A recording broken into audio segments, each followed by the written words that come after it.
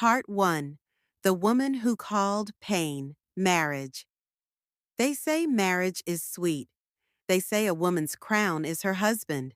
But any time I remember my mother's story, I wonder if those sayings were written for everyone, or if my mother was simply cursed.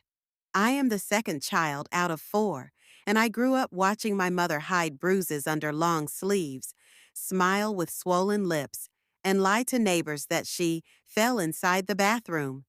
We all knew the truth. Her husband, my father, was a violent drunk who turned his fists into his language of love. He would stagger home every night, reeking of cheap gin, vomit on the doorstep, and still demand food like a king. My mother, with her frail hands, would clean up the mess, serve him food, and beg him not to beat her that night. Sometimes her pleas worked, most times they didn't. The worst night I remember, he locked us, his own children, outside because we tried to defend her. I could still hear her cries through the locked door as thunder roared outside. That night, something in me broke. But when death finally took him away, my siblings and I thought maybe, just maybe, my mother would breathe again. Instead, she chose another chain. She married a second man. At first, he pretended to be gentle. We thought he was her chance at happiness, her second chance at life. But within months, the mask fell off. He was worse because he was not only violent, but also stingy, lazy, and shameless.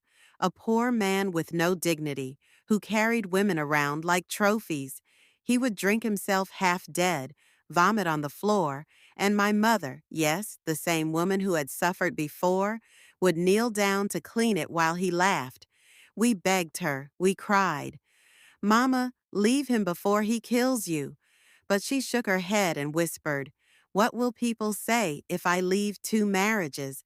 I will endure. God will judge." Those words were like knives in our hearts. We were her children, yet she chose the judgment of people she didn't even know over the safety of her life and the love of her children. We threatened her new husband. We told him if he laid his hands on her again, we would drag him to prison. He only laughed in our faces, calling us children without respect. But deep inside, we knew something bad was coming, something we could not stop.